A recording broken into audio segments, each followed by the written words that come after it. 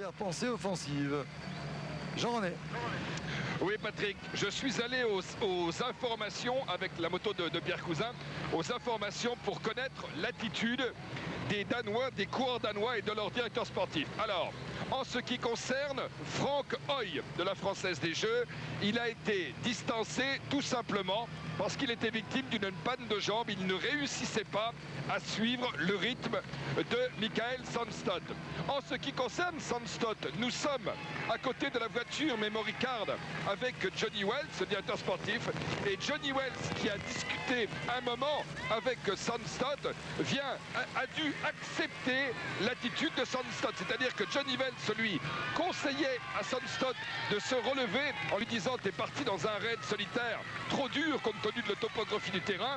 Sandstad lui disait « Mais c'est trop bête de se relayer alors que j'ai tant que de se relever, alors que j'ai tant d'avance, plusieurs minutes maintenant sur le peloton. » Et finalement, eh bien, Sandstad a décidé de continuer. C'est bien ça, Johnny Wells, vous nous le confirmez?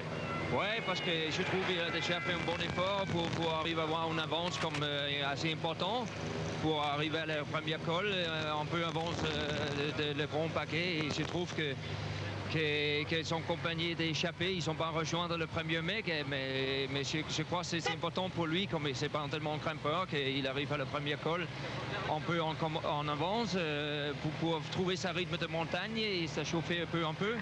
Et comme ça, je suis, il veut être rejoint par le groupe derrière, mais pour lui, c'est bien. Hein, s'il trouve sa rythme, il commence l'étape assez tranquille pour ne pas s'approcher trop. Voilà, Patrick, le résultat de cette enquête menée auprès des Danois. Eh bien, il a raison, Sandstad. En tout cas, pour l'instant, ça doit donner un bon moral de se retrouver là. Mais s'il ne revient pas sur les hommes de tête, sur Nathan, Ochoa et Durand, eh bien, il risque de payer plus tard cet effort solitaire. Mais comme disait Bernard Thévenet, lorsqu'on a obtenu 4 à 5 minutes d'avance sur le peloton, c'est quand même dommage de se relever. L'écart étant supérieur, je vous le rappelle, à 7 minutes entre les échappés, Nathan, Ochoa et Durand, et le peloton. Alors on parlait des grimpeurs tout au long de cette journée. Eh bien, il y a un garçon qui a terminé souvent à des places d'honneur dans ce Tour de France, qui est un excellent grimpeur, c'est le Suisse roman Laurent Dufaux. Laurent Dufaux, eh bien, c'est une journée pour lui aujourd'hui au micro de Claude Aymar. Eh oui, c'est arrivé, donc je crois que ça fait un bout de temps qu'on attend ça. Je crois qu'on a vécu un début de tour mouvementé, très disputé. Et je crois qu'aujourd'hui, il y a une grande journée qui nous attend, surtout avec les conditions atmosphériques difficiles. Et je pense qu'on va vivre une journée très très difficile. Vous avez une tactique, vous, un plan d'attaque? On va déjà voir les jambes, comme elles vont répondre par rapport aux meilleurs. Et c'est vrai que ces 2-3 derniers jours, je me sentais très très bien. Donc j'attends avec impatience de voir vraiment où je me situe par rapport aux autres. Qui vous allez surveiller plus particulièrement? Bon, je crois que moi, j'ai pas ça de retard au classement général du contre-la-montre par équipe. Donc je pense pas que je devrais attendre la dernière difficulté. Mais c'est clair que Pantani fait forte impression. Il y a surtout les grimpeurs, Richard Virenque, Escartine et bon, tous les grands favoris. Ulrich, Jalabert, Armstrong. Donc aujourd'hui, je dirais ce soir, on verra déjà beaucoup plus clair. C'est pour ça que cette étape est très excitante et promet beaucoup, avec cette course de mouvement qui s'est installée pratiquement dès le départ et qui est pour nous une très bonne nouvelle. D'abord parce que nous avons choisi de vous proposer cette étape en intégralité et qu'on aurait pu avoir un peloton apathique jusqu'au pied de Marie-Blanque. Ben, ça n'a pas été le cas. Ça nous conforte dans notre souhait de vous proposer régulièrement des étapes en continu. Et là, vous voyez que Jackie Durand a tiré les bénéfices de son caractère offensif, puisqu'il est parti seul. Et bien, il bénéficie maintenant du travail de Nathan et Ochoa.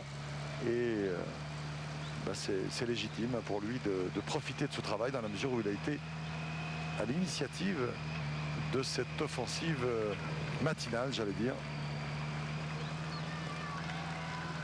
L'écart entre ces 3 hommes et le peloton doit être en train d'augmenter.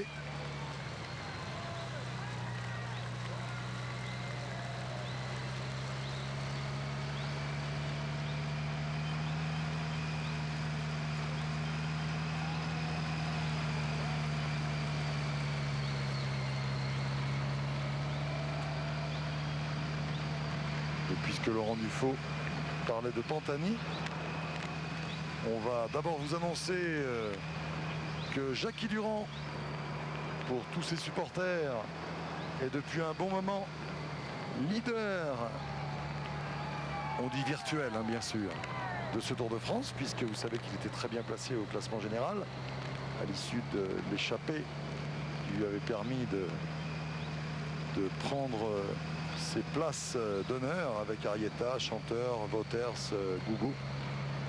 Il était ce matin 6e au classement général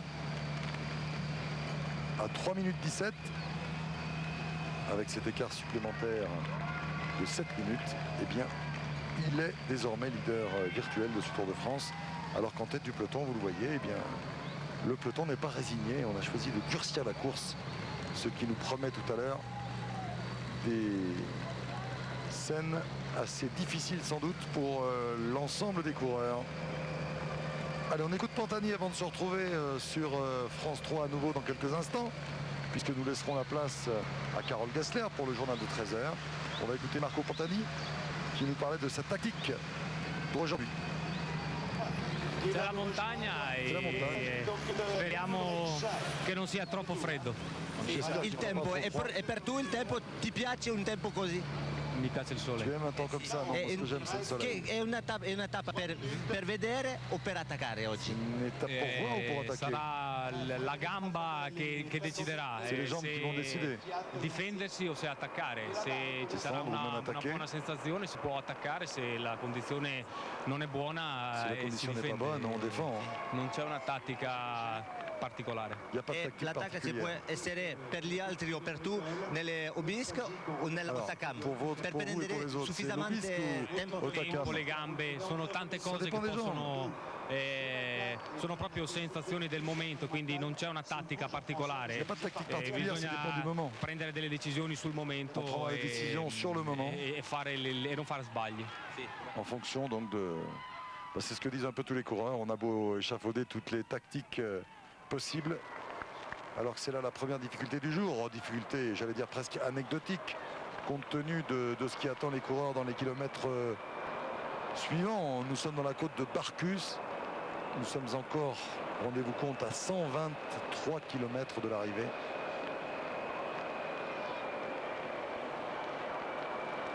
On ne va pas dire que Jackie Durand est maillot jaune virtuel malgré lui, mais en tout cas ce sont surtout ces deux compagnons d'échappée qui font avancer, qui font vivre cette échappée. Hein. Parce que Jackie Durand a fait quand même un gros effort tout à l'heure et on a l'impression qu'il y a un petit peu de peine à récupérer, un peu de peine à s'en remettre. Je suis d'accord avec votre analyse. Bon bah, confirmation de vos propos.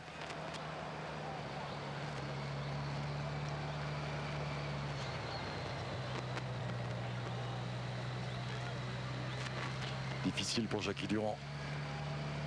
Jackie Durand est un coureur offensif. S'il n'a pas pris de relais dans les kilomètres précédents, c'est qu'il ne pouvait pas.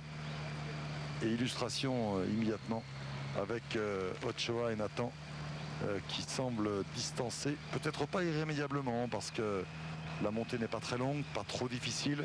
Et Jackie Durand, à force de courage et de relance, comme il le fait ici, pourra sans doute revenir